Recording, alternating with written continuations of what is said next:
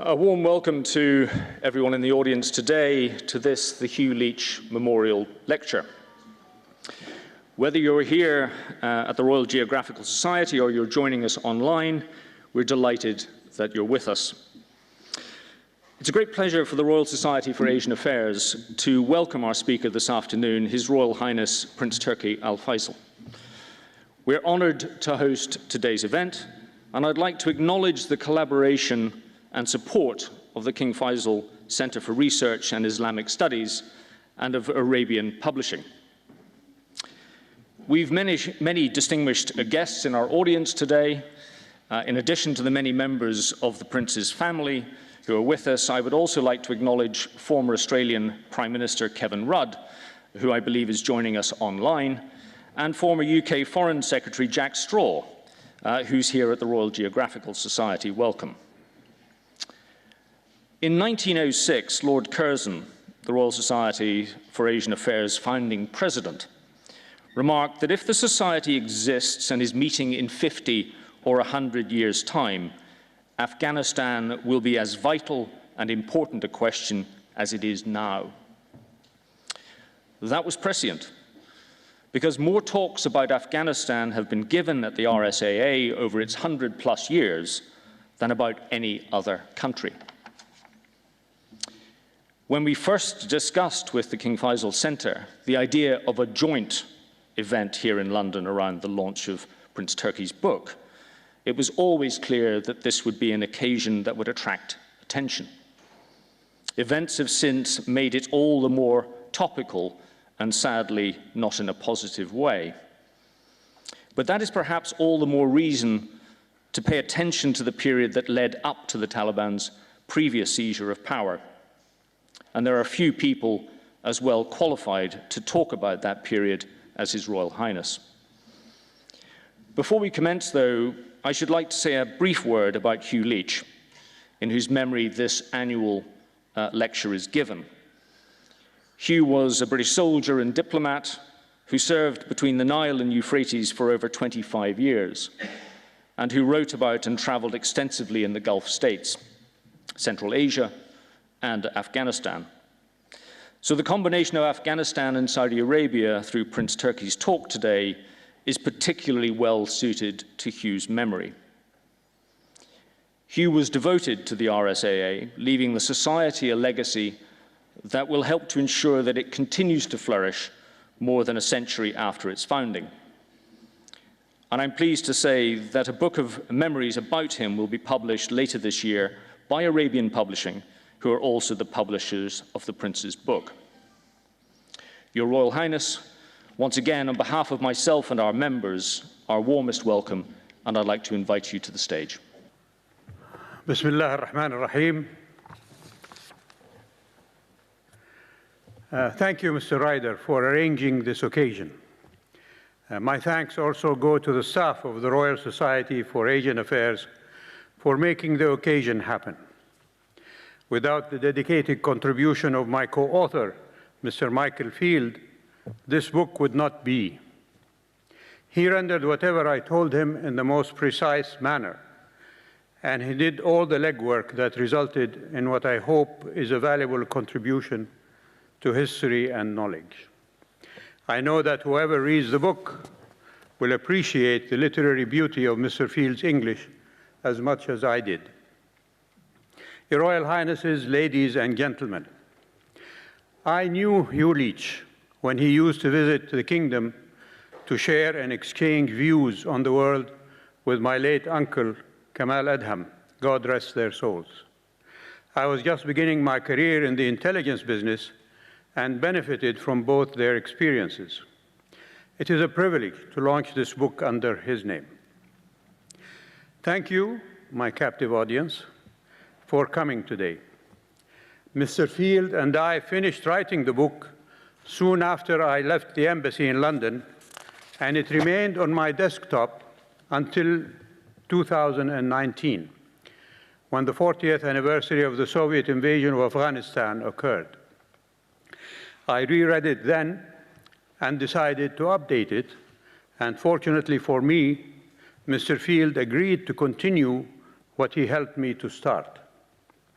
Again, he took to the field, no pun intended, and the result is before you today.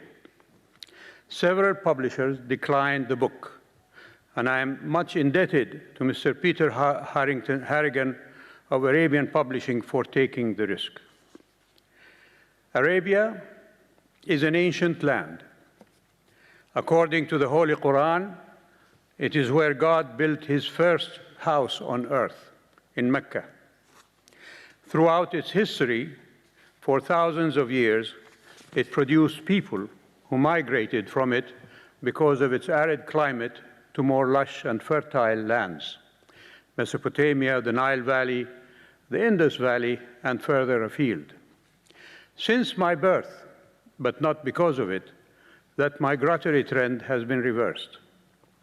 Arabia has become the land where people from all over the world come to make a living and help continue the human development that is taking place there.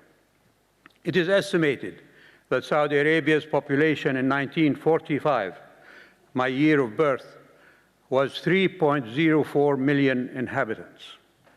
Today, it is more than 35 million inhabitants.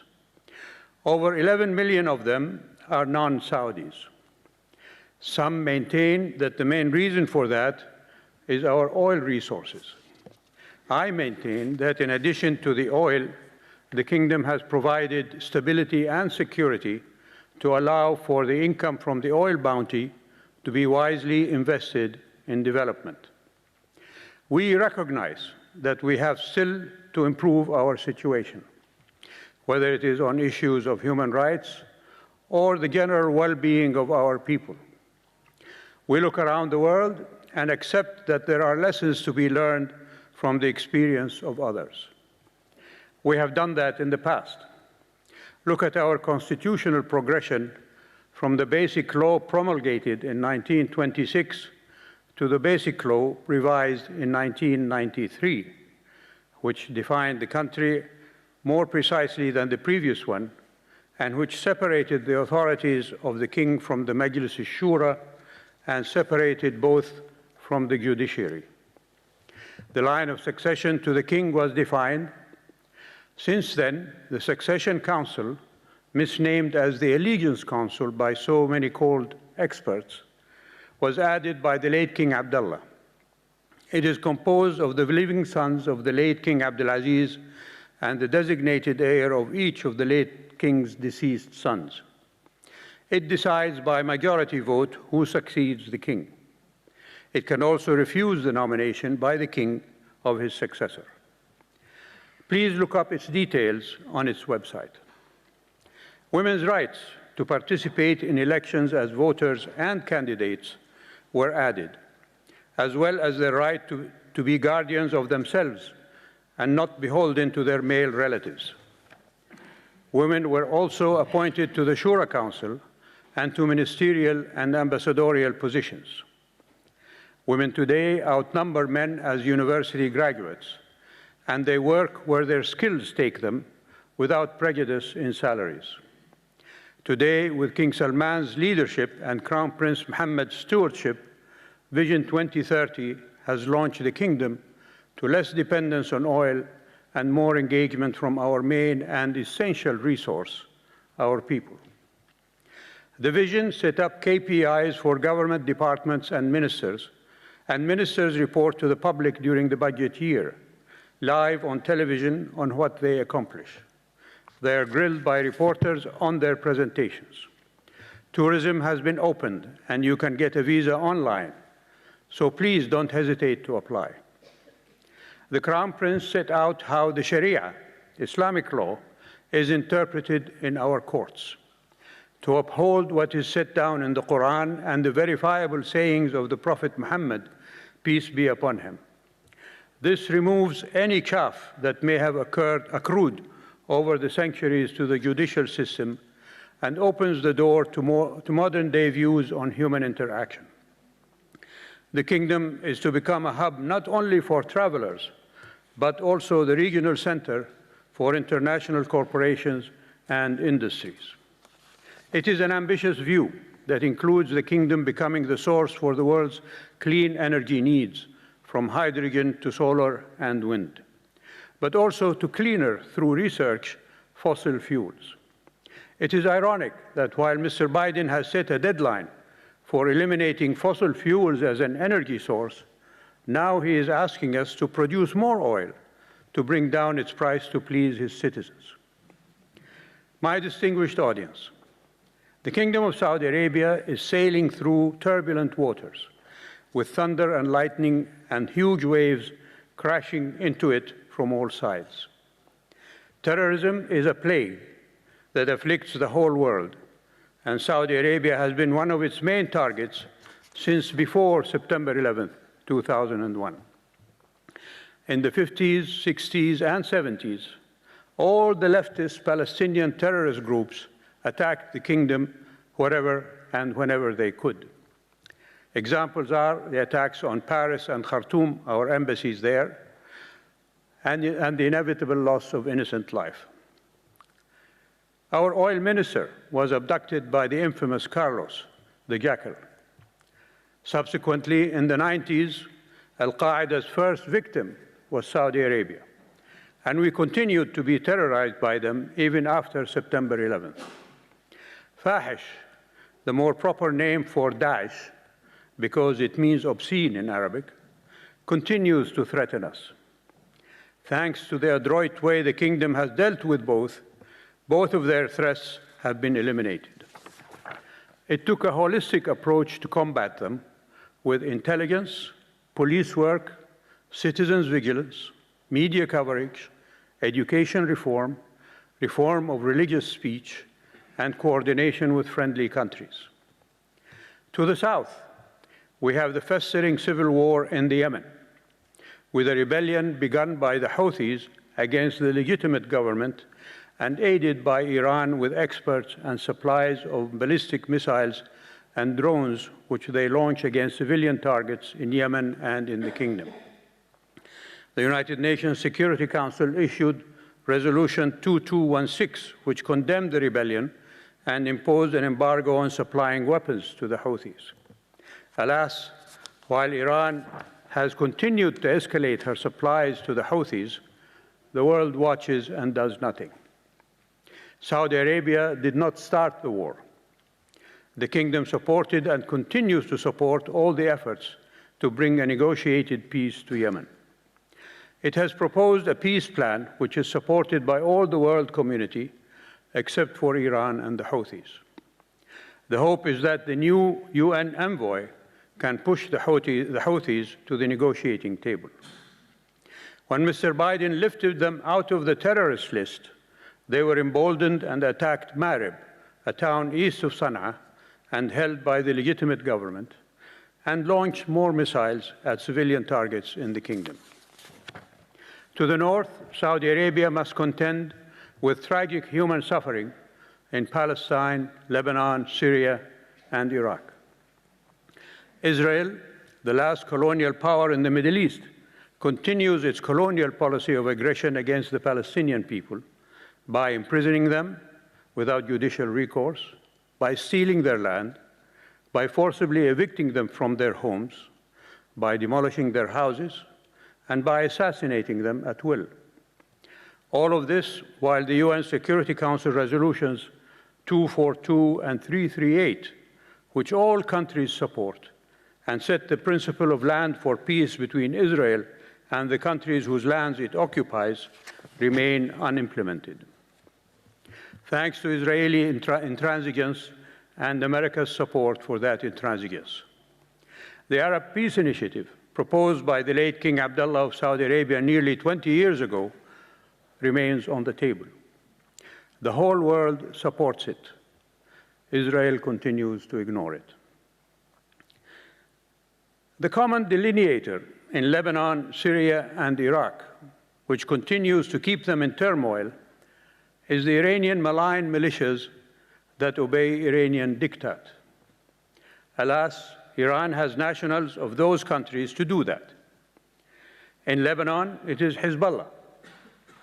In Syria, it is the murderous Bashar and various Shia militias imported by Iran from Iraq, Afghanistan, and Pakistan, but also in Syria by Russia, which claims to be fighting the terrorists while it supports the biggest terrorist of all in Syria, Bashar.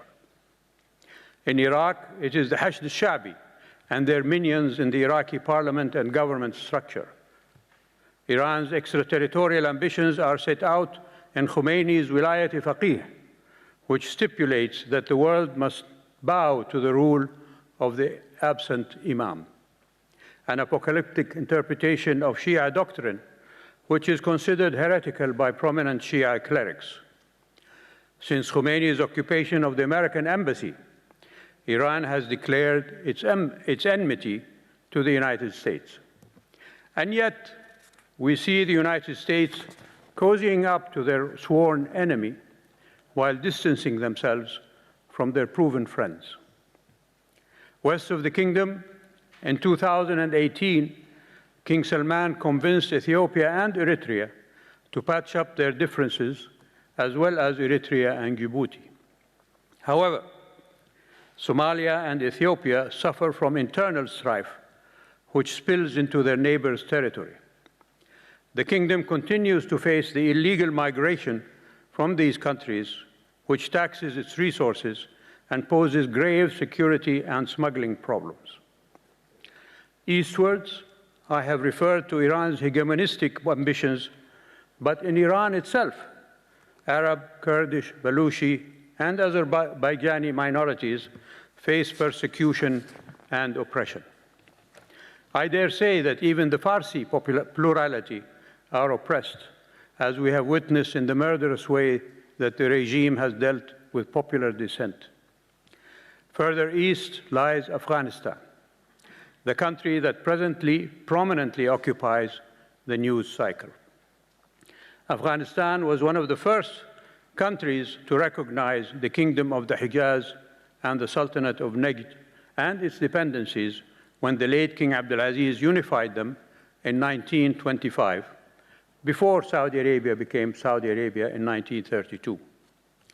The late King Mohammed Zahir Shah was the second head of state to visit Saudi Arabia in 1948. The late King Farouk was the first to visit in 1945. The late King Faisal visited Afghanistan in 1970. And the late Dawood Khan, who overthrew Muhammad Shah, visited the kingdom in 1977.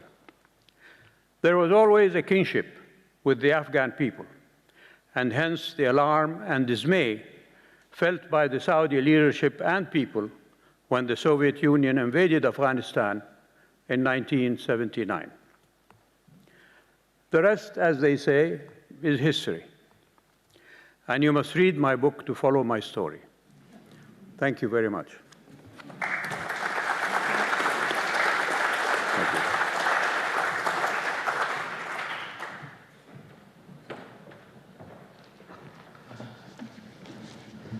Your Royal Highness, thank you very much indeed for that introduction, and thank you again for honouring us with your presence here today. It is marvellous to be able to host this event.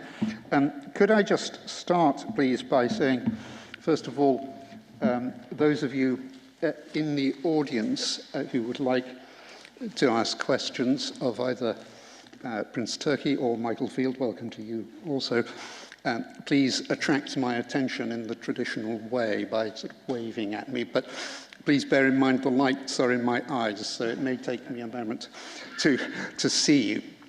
And for those many who are following this event online, please use the question and answer box in your Zoom windows, and we will be monitoring that, and we'll endeavour to integrate questions from both of those sources. If I may, I would like just to start with a question of my own. Prince Turki, you make a fascinating judgment fairly early in your book that governments, and you're referring particularly, I think, to the Middle East in this, but it's universally true, I think, have to be careful not to get too far ahead of their own citizens in social policies and other matters. And the question occurs to me, I think there's perhaps little risk of the Taliban being ahead of their own population on those things. But knowing them as you do, knowing in particular some of the actors who are still there, Gulbuddin Hekmatyar, Haqqani, is there a risk that the present Taliban leadership could find itself too far ahead of some of its own leading members?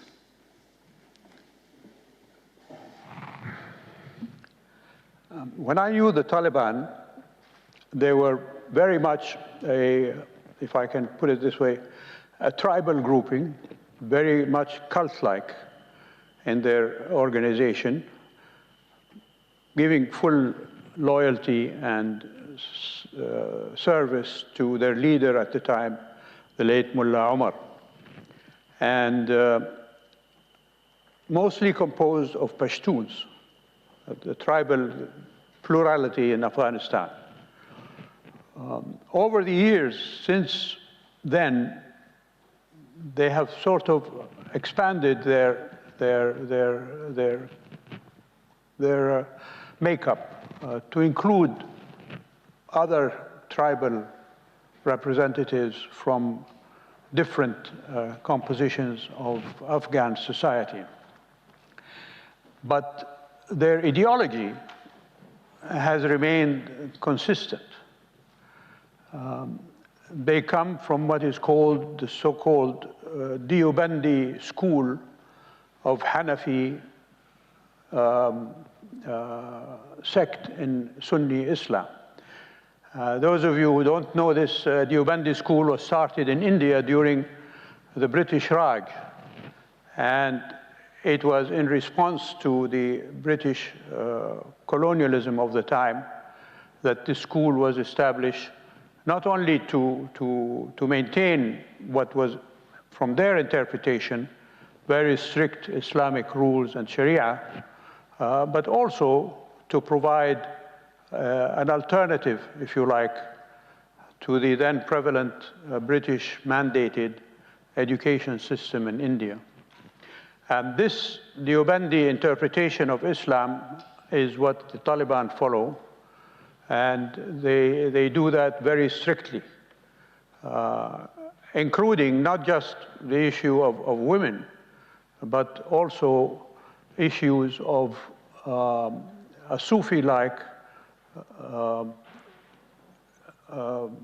I won't call worship, but reverence for graves and saints and other such things that contradicts, if I may say so, the so-called Wahhabi interpretation of Islamic Sharia. And those are not just the only differences between the so-called Wahhabis and the Deobandi school of Hanafi interpretation. Another difference is in the Deobandi school, a pan-Islamic identity is emphasized with adherence to the top imam, if you like, or leader for the Islamic community, where in the so-called Wahhabi school, the leader of a community can be given the bay'ah, the line of succession, without having a pan-Islamic interpretation to his authority, as is done in Saudi Arabia, for example. So these are two very principal differences between what is called the Wahhabi school and the Deobandi school. And I refer to that because there are many references, whether in the media or in even scholarly books, that try or that claim that there is this Wahhabi influence on the Taliban, which is not the case in my view. But their adherence to this school, I think, remains to this day. They have made some statements since they took over in Kabul recently about forming an inclusive government, about women continuing to study and work and so on. But as the days go on, and I don't know how verifiable these news are, we see examples where outside of Kabul, in the countryside, there seemed to be a different implementation referring back to the previous Taliban government rather than the statements that are made by their spokesman from Kabul, whether it is on girls' education or enforcement of very strict Sharia regulations according to the Deobandi interpretation, et cetera, et cetera. In conclusion, if I may say, I want to wait and see whether the Taliban, how do you say it in English? Yani not put their feet where their mouth is. Huh?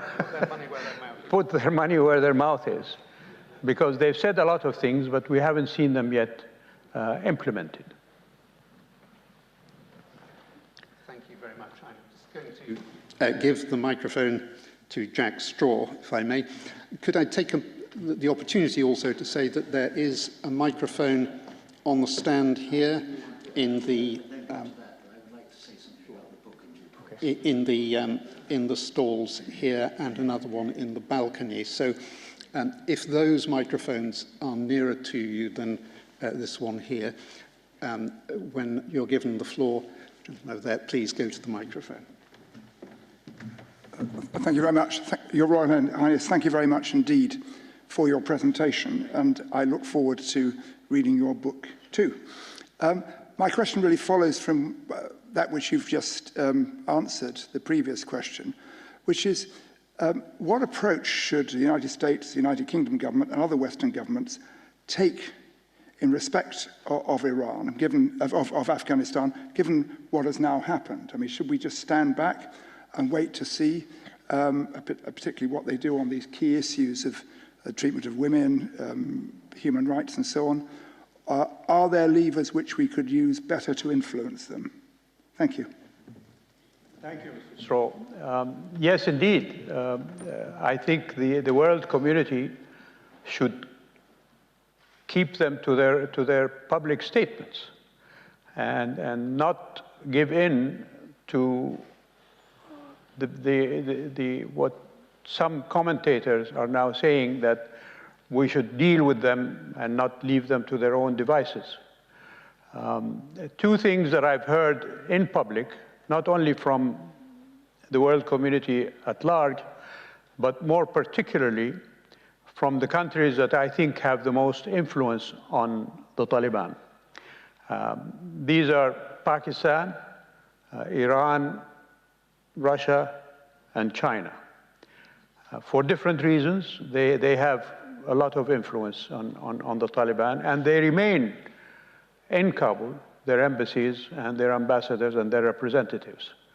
And all of them have said that we want to see the Taliban apply what they said they will do, not only, as you said, Mr. Straw, in terms of women's rights, but also human rights in general, and other activities that they said, inclusion of all parties in a government, that women can work, education for everybody, et cetera, et cetera. I think in terms of humanitarian assistance, that should not be curtailed. I've seen in the news already that the United Nations has begun some form of humanitarian assistance for the Afghan people. This, I think, should continue, and the world community should pitch in. And that, I think, is something that, unfortunately, in the previous example of what I witnessed in Afghanistan, when the Soviets withdrew from Afghanistan in 1989, the world community turned its back to Afghanistan completely. not just politically, but also in terms of humanitarian issues and so on. That, I think, would be wrong. The Taliban have to prove themselves, not the other way around. So that is my humble opinion on that question, Mr. Straw. Thank you. I have a number of people in the room asking for the floor, but if I may, I'm just going to take a couple of questions that are coming in online first. And there are two that are quite closely related, so I will put them together, if I may.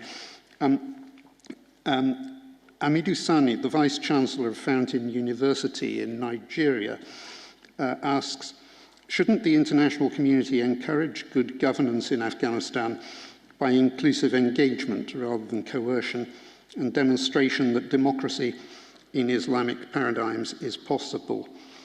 And related tangentially to that is a more direct question. Now that the Taliban have taken control of Afghanistan, what will be the role of the Kingdom of Saudi Arabia going forward? To go to Saudi Arabia with the Taliban? Indeed, yes. Well, I'll answer that first. The kingdom broke its relationship with the Taliban because of its relationship with Al-Qaeda and Osama bin Laden. I was instructed by the late King Fahd and then Crown Prince Abdullah, to go to Mullah Omar to try to get him to hand over bin Laden because he was doing so many terrorist activities in the kingdom at that time. And the Taliban had assured us when they inherited him, well, after they took over in Afghanistan in those days, that they will not let him do any harm to Saudi Arabia. But he continued to do harm to Saudi Arabia. So I went, I remember in June of 1998, to Kandahar, and with me was the then director of the Pakistani military intelligence, ISI, General Naseem Rana, and a Saudi distinguished minister of religious affairs, Dr. Abdullah Turki, to try to convince Mullah Omar to hand over bin Laden to the kingdom. And we were met by him and members of his shura, by Mullah Omar and members of his shura in Kandahar. And after discussing these issues with him, he agreed that we should sit together and find a way how he, having given refuge to bin Laden, can, in an Islamic way, if you like, hand him over to Saudi Arabia. And we agreed to set up a joint committee to do that. And I left Kandahar with those assurances that within the next couple of weeks or so, that there would be this common committee to look at handing over bin Laden. 2 weeks passed and we received an envoy from Mullah Omar who reassured us that they were working on setting up their side of that committee and that they remained committed to handing bin Laden over after that. This was in July, after my visit in June. By August, alas, no news from them, and the attacks on the embassies in Africa, Nairobi and Dar es Salaam by Al-Qaeda took place. And Mr. Clinton launched missile attacks on Kandahar and other areas of Afghanistan. And still no word from Mr. Mullah Omar about bin Laden.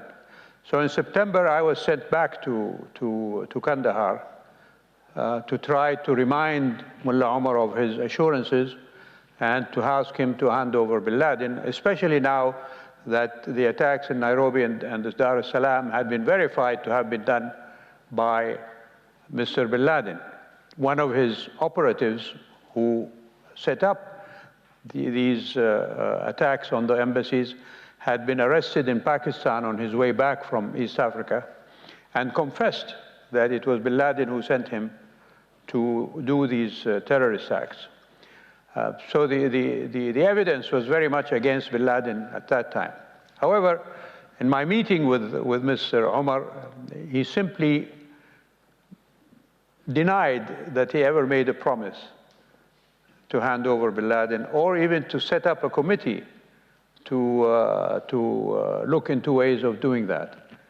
And after going into a harangue about how Saudi Arabia should be putting its hand in bin Laden's hand as a worthy mujahid, etc., and instead of fighting bin Laden, we should be fighting the imperialists in the United States and so on, I simply stood up and said, Mr. Omar, what you're saying and what you're doing is going to bring harm to you and to Afghanistan, and left. And on the way back, of course, to the kingdom, I sent a report to the king and the crown prince advising that we break relations with the Taliban, which did happen. So their link to the Al-Qaeda has remained. And when Mr. Karzai was still president in Afghanistan a few years back, he asked the kingdom to mediate with the Taliban. So a Taliban delegation came to the kingdom, and King Abdullah, the late King Abdullah, asked them, have you broken with bin Laden? This was before the death of bin Laden. And their answer was no. So he told them, well, we're not going to have anything to do with you until you break your link with the Taliban. And since then, there has been no connection whatsoever between Saudi Arabia and the Taliban. Now, the first question was about? It was, to boil it down, it was, shouldn't the international community engage rather than isolate the Taliban? I can read it in full. Shouldn't the international community encourage good governance in Afghanistan by inclusive engagement rather than coercion, and to demonstrate that democracy in an Islamic paradigm is possible? Well, I think I answered that in the first answer to Mr. Straw's question. There should be an engagement with the Taliban to make them implement what they said they will implement, which is an inclusive government, rights of women, etc., etc. So yes, that should continue. Thank you very much. I have a question from the gentleman here. Would you mind going to the microphone? Thank you.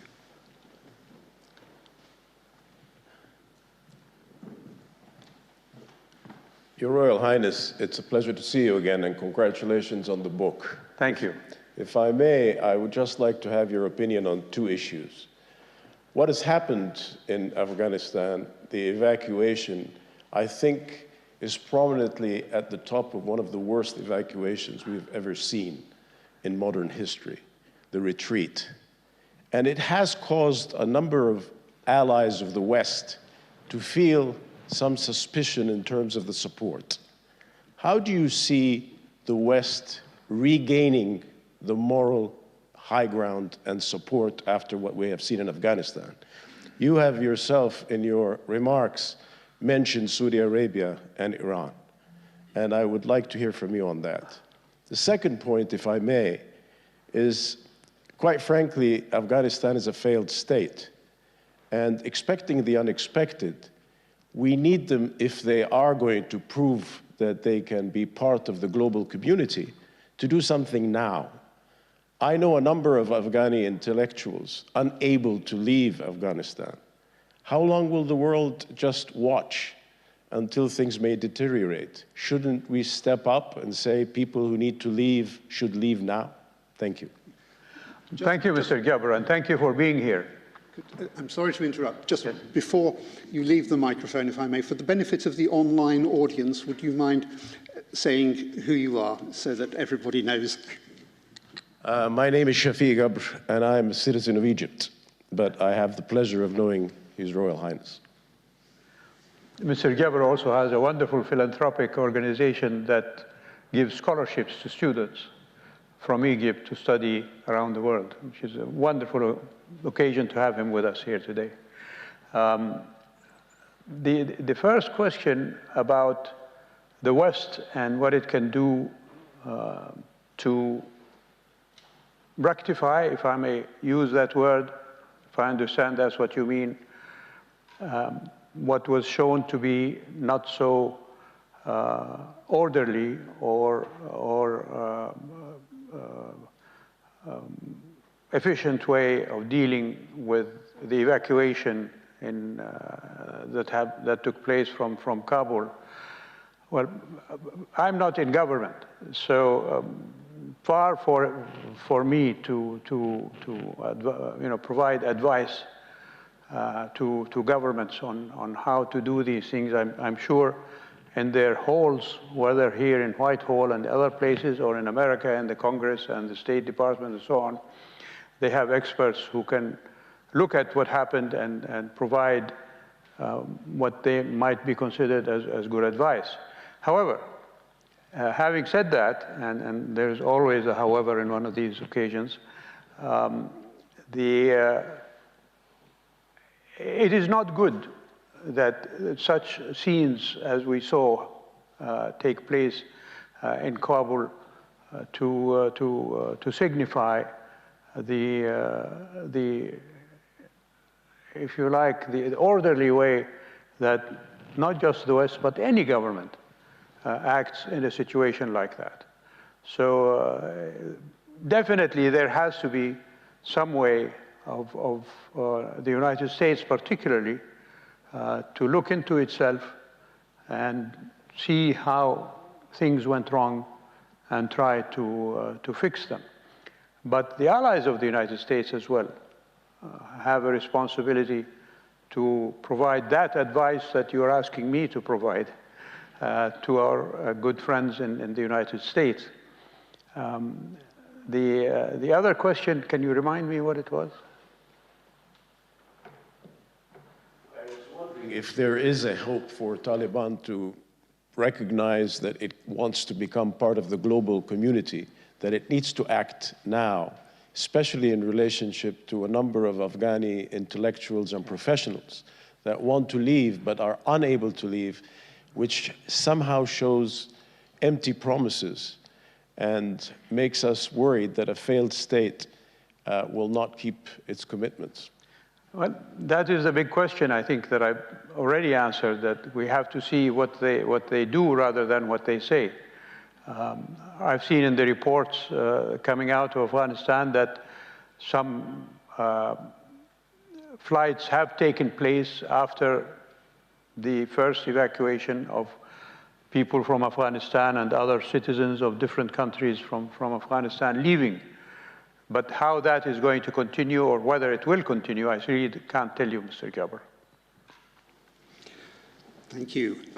In a moment, I will give the floor to the gentleman in the centre who was asking a few minutes ago. But could I first just take a question online? Professor Peter Frankopan, who is the president of this society, is unfortunately not able to be here in person, but he has asked me to put the following question. Could Your Royal Highness cast your eyes forward to 2030 or 2040? In what ways might the Kingdom of Saudi Arabia itself and the wider region be different from the way it is today? That's a tall order. One must believe in principles and ideals in order to try to live up to them in practice, and not simply in vocal iterations of those ideals and principles. The United Nations Security Council and its setup is my generation thought it was going to be the way that the world will go forward. Unfortunately, we have seen that in many cases, like we see today in Afghanistan, that has not happened. So I think the United Nations has to be reformed. And I remember our late foreign minister, my older brother Saud, when he was dealing with this situation, he made a proposal to the United Nations when they were talking about reform under Kofi Annan, if you all remember that time 10, 15 years ago, that the United Nations voting system with veto power was a problem that prevented implementation of Security Council resolutions passed by that Security Council. So he suggested that whatever resolution is passed by the Security Council cannot be vetoed after in the form of implementation. And he gave an example, resolutions 242 and 338 that I mentioned in my presentation on the Middle East. All members of the Security Council and the whole world, including Israel, accepted those two resolutions as a means of achieving peace between Israel and the Arab countries in general, but more specifically, the ones that they occupied land from after the '67 war. But when it came to implement those two resolutions, the veto power intervened. So there was no way that the high principles and ideals expressed in those two resolutions could be implemented. And he thought that it would be best if there would be a way for the Security Council to overcome this way that it itself interrupts its own ideals and principles. I'm sure there are other ideas around for that, about expansion of the Security Council, etc. But alas, I'm not very optimistic on that. Thanks very much. Your Royal Highness, John Jenkins, the former British ambassador to Saudi Arabia and various other places, mostly in the Middle East. It's lovely to see you in London in person, rather than at the end of a Zoom call. I wanted to follow up the question that Shafiq asked, actually. And it starts with the American withdrawal from Kabul. And it's not just a manner, it's a fact of the withdrawal. And there's been a lot of commentary since then about this representing a hinge in global politics, that we are entering a new age of transactional multilateralism, as it were. And specifically with regard to the kingdom and the wider Gulf region, there's been a lot of speculation about what this means. And people have said this in the context of the Abraham Accords. There was the rather wonderful recent photograph of the Crown Prince with Sheikh Tamim and Sheikh Tahnoun from the Emirates. And people are seeing increasing hedging in the Gulf on the assumption that this represents the withdrawal of the United States as a guarantor, as an offshore guarantor, an offshore balancer from the region, which will change it in a way that it hasn't been changed since 1945. How do you see all that? Thank you, Ambassador Jenkins, and thank you for being here. When Mr. Obama declared that the US should pivot to the east, he pretty much told us in our part of the world that we have to start thinking of providing for ourselves and not to be so dependent on our friends, particularly the United States.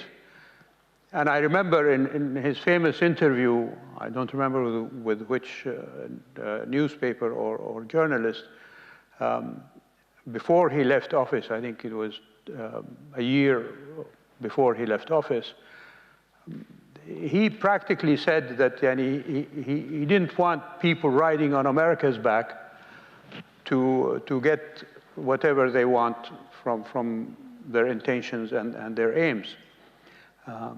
Mr. Trump definitely didn't hide his disdain for the rest of the world, and that America was paying too much for protecting not just Europe and Japan and Korea, but also our part of the world.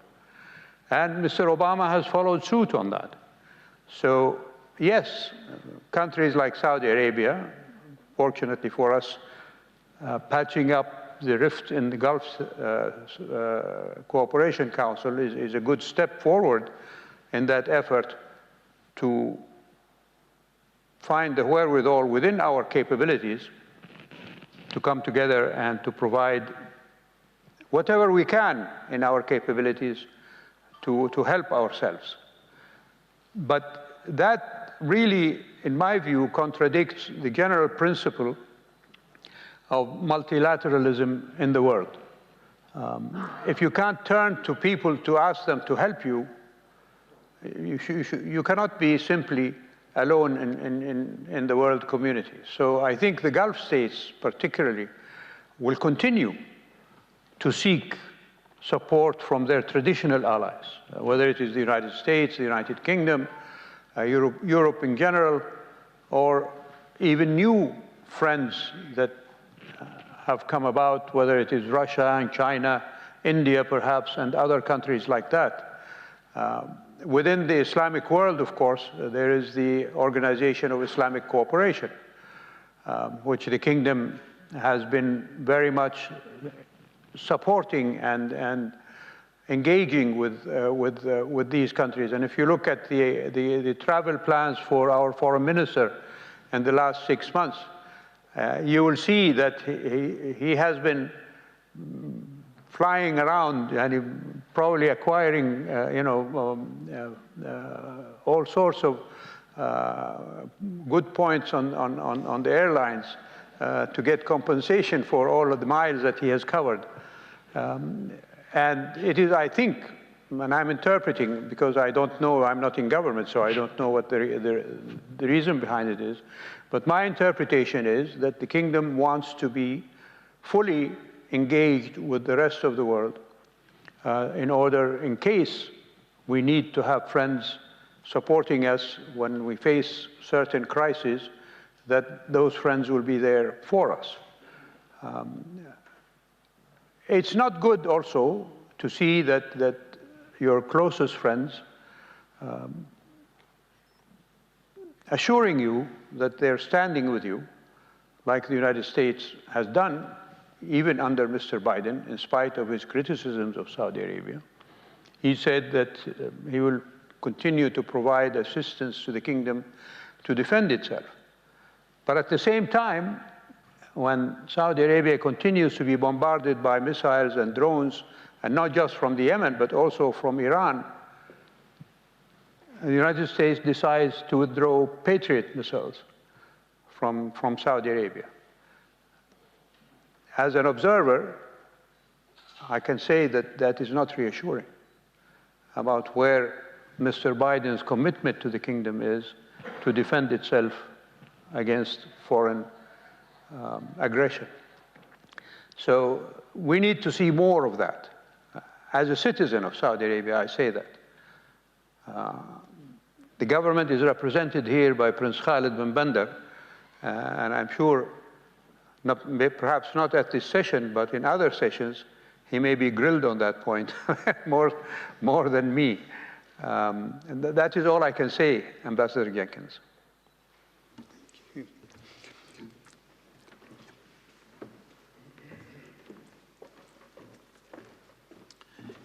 Your Royal Highness, it is always a pleasure to see you here and to listen to you, and thank you for the advice which you've provided for me over many years. Much appreciated.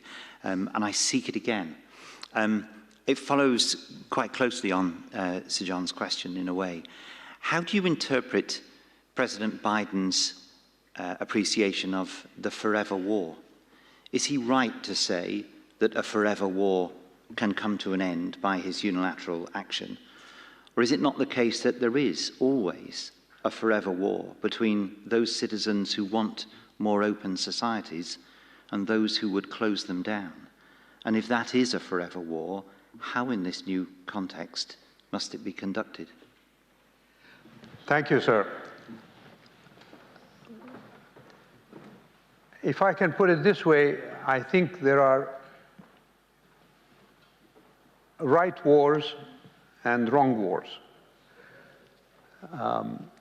Example, the war to liberate Kuwait, in my view, was the most right war ever, that brought the whole world to deny territorial aggression as a principle and to force the aggressor to retreat from that.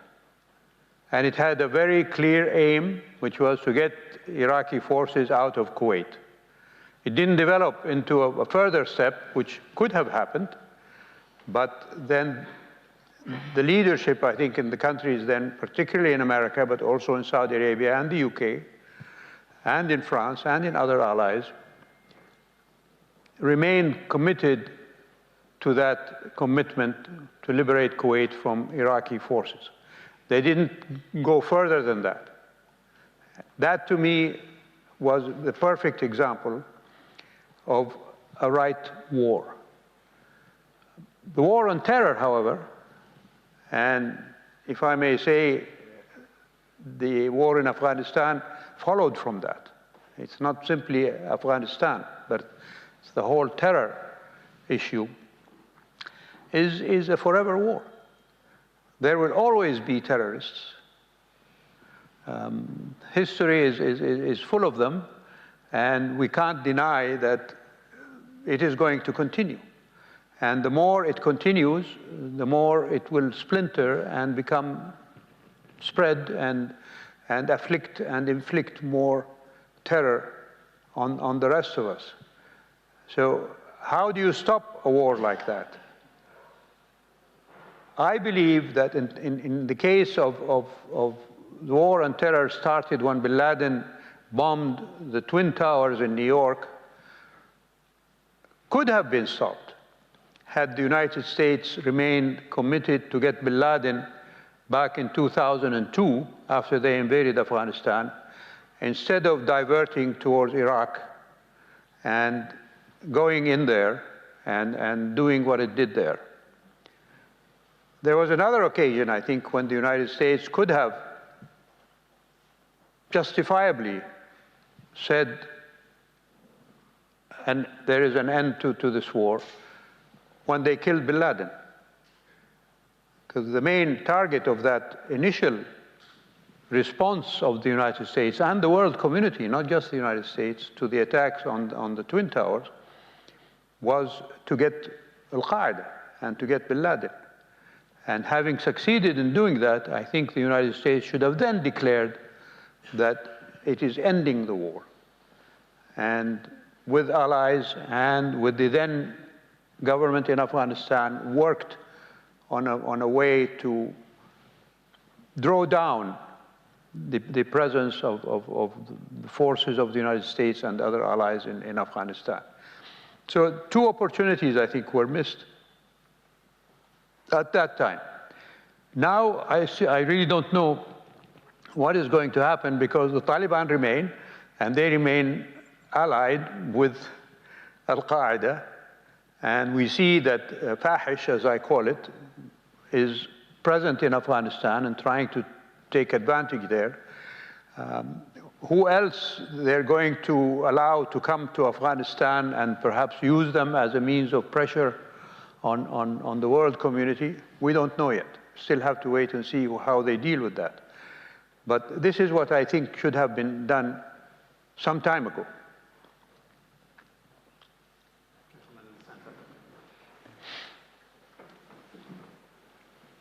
Your Highness, yes, this is Iraj Bagherzadeh, and it's very nice to see you in London again. Thank you. I am a publisher, but alas, I have not published your book, sadly. My question involves your obvious expertise on Afghanistan. As I understand it, something like 95% of the Taliban are Pashtuns, in that order of magnitude. The Pashtun population of Afghanistan, they make up about 40, 42, 43% of the population. The remainder, the Dari-speaking Tajiks and the Uzbeks and so on and so forth, as I understand it, do not have much of a role to play at all in the workings of the Taliban. How, in your view, do you see the long-term prospects of a Taliban-led government in Afghanistan when they clearly do not represent the majority or even a sizable minority of the country? It's going to be difficult for them. And this is where we're still waiting to see how they deal with the other composition of Afghan society. You correctly say that the Pashtuns make up a portion of Afghan society, but others like the Tajiks, or the Uzbeks, the Hazaras, I understand, and this is something that maybe might amuse some of you here. When I was dealing with Afghanistan many years ago, I heard from Afghans that there were still 2 villages, I think in the province of Kunar, and east of Afghanistan, where the people there still spoke ancient Greek from the time of Alexander the Great. Now, I didn't meet any of these people, so I can't verify whether what I heard is right or not. But it just indicates how complicated the composition of Afghanistan is. And like all such tribal compositions, you have to work very hard to get a collective view of what is in the interest of all of the composition and not just one party or the other. This is something I think that the Taliban have to show us that they are sincere about and include, not just in their government, but also in how they deal with the other minorities, whether it is in Mazar-e-Sharif or in Jalalabad or in Kandahar or various other places, towns and villages, that they think of these people as fellow citizens and not as Hazaras or Uzbeks or Tajiks or Pashtuns or ancient Greeks in this case. That is something that we have to wait and see, I'm afraid. I'd just like to add, from my own experience in Afghanistan over a number of years, it fascinated me that despite the bitterness of the civil war in Afghanistan over many years, I never met a single Afghan who favored secession of any part of the country. They would all say, irrespective of their ethnic origin, we are Afghan, which in the circumstances I found remarkable and encouraging. I'm going to pick up a couple of questions online. One of our callers asks... Okay, I can't hear a question, that's true. My hearing is very bad, okay. So I can't hear a thing really. Well, we'll try. I'd like to say something on my own version. I'll make sure that we come to you. One of our callers asks, how will the changing role of China affect the Taliban and Afghanistan? It's, of course, a question that we're all thinking about, but they are actually a bordering country for Afghanistan. China, during the jihad, contrary to their relationship with the Soviet Union at the time, did provide assistance to the Mujahideen in the form of weapons and other such requirements. And since the formation of the government under President Karzai that came out of the American invasion of Afghanistan and the Allied invasion of Afghanistan, have progressively developed relations inside Afghanistan and kept their links, in my view, with the Taliban while they were in opposition to that government and the subsequent government.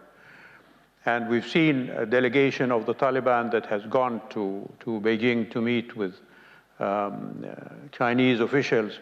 So China will definitely try to take advantage of that situation and provide whatever assistance that they believe will serve expanding their influence in Afghanistan. I read in the papers and see on television reporting and things like that that China is very much interested in the precious metals that are available under the ground in Afghanistan and would like to mine some of those issues. And I think at one time or another, they had an agreement with the previous government to do that. But it has been put on hold probably until they see what the Taliban will do with that proposition. So yes, China will definitely try to expand its influence. Two questions already from the floor here. Gentleman here on the right, and then the lady to the left. Thank you. Good afternoon, Your Royal Highness, my friends. I'm Hussam Zumlud, the Palestinian ambassador to the UK. You are revered and respected by my generation, by many Arabs, Your Highness, Royal Highness, for your eloquence, your strong support of the Arab issues, your blunt and no mincing of words all over the years. And I myself have learned from your speech today and your long experience. Before I ask very quickly my question, in the interest of diversification of the questions, allow me to say that you have mentioned Israel, Palestine in your speech. And again, the eloquence of capturing it in one paragraph. We are facing this deadlock right now where we have an intransigent Israeli government. You described it as the last colonial project. We have unprecedented steps that would murder any possibility of a two-state solution.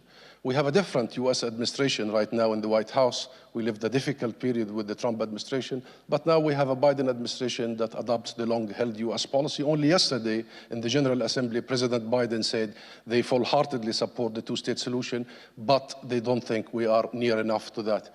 Given this dynamic we are in, what is your advice, Your Royal Highness, as far as the Palestinian file? Where do we go? And the ignoring of the Arab Peace Initiative that you took part in, where do you go from now, given the boiling situation on the ground and the possibility of another confrontation only around the corner, because the Palestinian public is very tense, as we have just seen in May, if you remember, during the Jerusalem events, the Sheikh Jarrah event. Thank you very much. Thank you, sir. There is a very important step that should be taken by our Palestinian brothers, which is to get over this rift between Hamas and Fatah. That prevents any meaningful expectation that a two-state solution can be a viable one. That division, I think, is an important contributor to the fact that Israel has refused to come forward in its negotiations, not just with the Palestinians, but with the rest of us. And to expect that, or to wait for United States pressure on Israel to bring it to the table now under Mr. Biden, I think is self-illusory. Mr. Biden is not going to put pressure on Israel. He made his statement, and he kept the commitment of the United States to the two-state solution, but he's not going to spend any capital, political or otherwise, to bring Mr. Bennett and his cabinet to reach some accommodation with Mr. Abbas or with Hamas in that case. So I'm not very optimistic that we're going to see a solution to the Palestinians, or even the start of a solution, while Mr. Biden is president. And I just don't know what circumstance can bring that about with the present division between Hamas and Fatah in Palestine. Our Egyptian brothers have been forthcoming in trying to overcome this rift between Hamas and Fatah. And good luck to them. But they haven't succeeded so far. Thank you. I'm very conscious that time is passing, so I'm just going to take two questions, one from in the room and another online, and then we will make sure that there is an opportunity for Michael Field to say a few words as well. Please. Dr. Agad Al-Harthi, Chatham House. Thank you, Your Royal Highness, for this talk and for this book. Very insightful. My question is, clearly the Taliban of 2021 is not so different from the Taliban of 2001. So on an international level, what can we do to curb recruitment and prevent it? from individuals who have the same ideology? Thank you. Recruitment. The Houthis? Recruitment. Recruitment. Yes, thank you. I don't know if the international community can do something about that. Did you mean recruitment for terrorists or for the Taliban? For the Taliban. Well, the Taliban have succeeded, as I mentioned in my presentation and in my answers to some of the questions, to expand their embrace outside the Pashtun. We saw that reflected in how easily they took over in Mazar-e-Sharif, for example, and other areas in what would be considered Tajik land in Afghanistan, and even among the Hazaras. So how they deal with them afterwards, but they haven't included any of those in their cabinet, as far as I've read in the press. The cabinet is very much a Pashtun Taliban cabinet. And so I'm sure other compositions of Afghan society will grumble if they're not included in that. And that may diminish the Taliban's ability to maintain whatever links they may have developed over the years with the other tribal compositions of Afghanistan. But it's still too early to tell. So I wish I had a clearer answer for you, but I don't. Well, I've got one last question before giving Michael Field an opportunity, and it's a question from the online audience. One which I have to say I slightly fear your answer to in light of recent events. But our questioner says, as someone involved in diplomacy for decades, have you seen a decline in the art of diplomacy, or is it in good hands? I think I might ask that question of Mr. Straw. But, well, I think it's a seesaw issue for diplomacy. I think sometimes it's more proficient and more engaging and more productive. At other times, it tends to fail where it should be expected to succeed. So I'm reminded of a statement by a famous American historian at the turn of the 19th century into the 20th century. I think his name was Will Durant, if I'm not mistaken, who wrote a history of the world, several volumes. And when he finished the last volume, a reporter asked him, Mr. Durant, what is your take on this history of the world in several volumes that you finished? And his answer was, son, it's one damn thing after another. Yeah, I'm not trying to be flippant or not answer the question, but diplomacy is diplomacy. We saw Mr. Biden say that he is committed to bringing back diplomacy in vogue, as it were.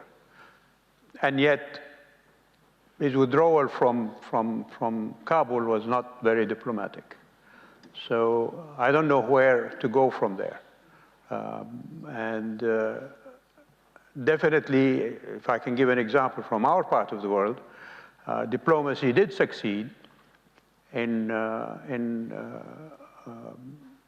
ending the rift between Qatar and the rest of the GCC.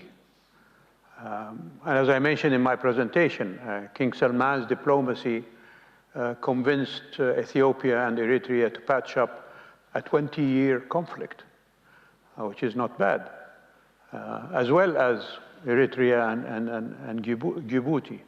So there are some successes there. Other areas, maybe not as successful as that.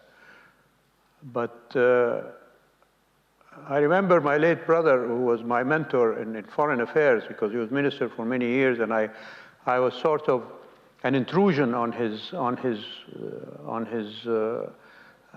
province of diplomacy when I became ambassador, coming from the intelligence business. He told me, the first thing he told me, he said, "Do you know what the definition of a diplomat is?" And I'm sure Mr. Straw knows this. I said, "No, what is it?" He said, "A diplomat is he who will say yes, or he will say no when he means maybe, or no, he will say yes when he means maybe, and he will say maybe when he means no. But if he says no, then he's no diplomat." So whether present-day diplomats follow that rule, I don't know. Thank you very much indeed. And now invite Michael Field. It's entirely up to you, but you will need the microphone. Look, I would like to say a few words off my own back about this book. I've written 6 books over the years, and this is the 6th. With all the others, I felt at the end, oh, maybe I could have done better. Questions come up, I think I should have addressed that issue differently, or said something more on this. And of course, when I've read the reviews, that sentiment's been amplified. But I can honestly say, with this book, which has been going on for a long time, I have no reservations. Now, maybe when I read the reviews, I will start having reservations. But for the time being, I'm happy. And that's not the situation that I felt with the previous books after I finished them. I'd submit them to the publishers and then have doubts. And I can honestly say that when I was researching this book and talking to Prince Turki, there was not a single question that I asked Prince Turki that he dodged, or to which he replied with a diplomatic answer, or an answer that was not complete, or an answer that did not satisfy me in any way at all. Nor did I avoid asking certain questions, as one sometimes does in any conversation, because I felt it would embarrass Prince Turki. I asked everything I wanted to say, and I got completely frank answers. So when people have said to me over the last couple of years, while this book's been in the process of coming out, how frank is it? I've said to them, it's completely honest as far as I can tell. Several times people have said to me, well, look, Saudi Arabia, didn't it support the Taliban? I said, no. And to me, it's obvious that it didn't. I mean, why? Because Saudi Arabia is a status quo power. It doesn't like revolutions. It particularly doesn't like revolutions on the part of organizations that claim to be more Islamic than Saudi Arabia. Even if it had wanted to support the Taliban, it would have probably done it through Pakistan. But anyway, it didn't. Now, I remember when I was doing research for this, I read a book by a well-known author, a very good book on this subject, by a very well-known, well-respected author. And in it contained the statement that Saudi Arabia had shipped through Dubai 1,600 pickup trucks to help the Taliban in the early 90s. And I thought, well, this doesn't make sense. As I said, Saudi Arabia would not naturally support that sort of revolutionary organization.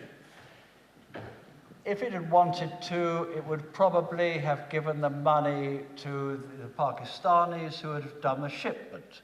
Because the story of Saudi Arabia's support for the Mujahideen earlier was that it paid and Pakistan arranged the arms supplies.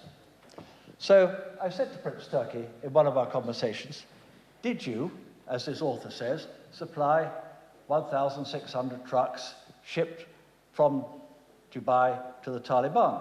I said, no, of course not. So later, I went to see the author of this book, who I wanted to see about lots of subjects. And I said, look, you made this statement. It doesn't seem plausible to me. And Prince Turki denies it. Well, do you think it could have been the Saudi private sector? Somebody in the private sector who shipped these trucks? Oh, yes, he said. Well, maybe it was the private sector. Well, I said, look, in your book, you said it was the government. It was in particular the intelligence presidency. Oh, well, it could have been the private sector, he said. Now, I tell you this just as an anecdote, but it's somehow symbolic of the way that the press, and I mean the media as a whole, newspapers, radio, television, authors, tend to treat Saudi Arabia. If there's something bad that you can't easily explain, blame it on Saudi Arabia. And of course they do this because Saudi Arabia doesn't often answer back. There are few good, articulate spokesmen for Saudi Arabia who are prepared to say things in public. So the media gets away with this. But I tell this anecdote really just as one small example, one small thing. And getting back to the book itself, but I would say this, wouldn't I? But I can honestly recommend it. I have no reservations. As far as I can see, it's completely accurate and it's completely honest. And that's due to my conversations with Prince Turki, which were completely frank.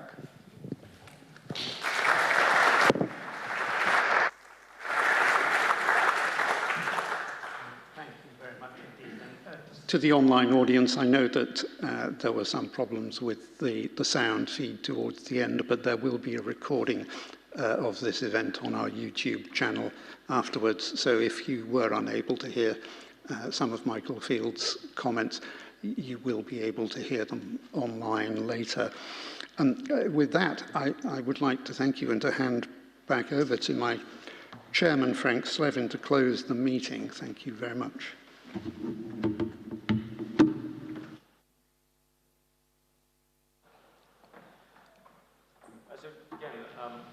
Just wrapping up, my thanks on behalf of myself, the audience, the Royal Society for Asian Affairs, to His Royal Highness for his contribution today, not only in his opening remarks, but I think in his very insightful Q&A. And we have a couple of very modest tokens of our appreciation, if we may. The first comes from Peter Frankopan, Professor Peter Frankopan, who unfortunately was unable to join us, and this is an author-to-author. So this is a signed copy of his book on the Silk Roads. Oh, that's wonderful. Thank you very much. You're welcome.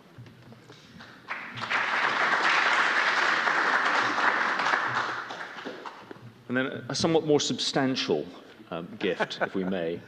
And this is a reproduction of an original drawing by Colonel Gerald de Gorey, which is held in the collection of the Royal Society for Asian Affairs. And it is the taking of the Grand Cross of the Bath from George V to Ibn Saud in 1935. Yes. And actually, Michael, in mind.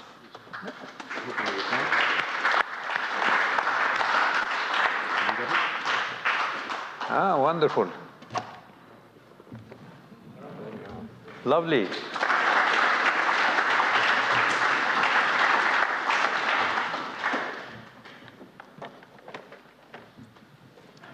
Mr. de Gorey wrote a wonderful book about Saudi Arabia and King Abdulaziz. Excellent. Thank you, sir. No, thank you.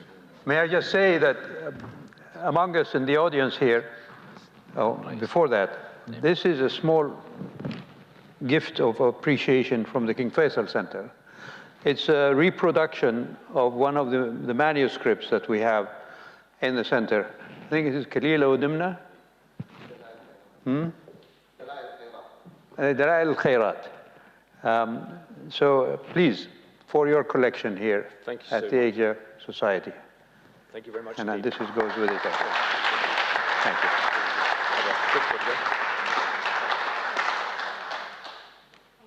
Thank you.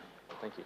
I was just going to say that in the audience, I have 2 generations of my family who are going to school here in England. 2 in university and 2 still in school. So there are 4 of them. One is my youngest daughter and the others are my grandchildren. The one who is absent, he's going to Winchester School and they wouldn't let him come to London midweek. So thank you, UK, for hosting us. And thank you at the Royal Society for wonderful, wonderful hosting. And you, audience, have been magnificent. Thank you for being here. Michael, thank you so much. Well, thank you. Thank you, sir. Thank you. Yes.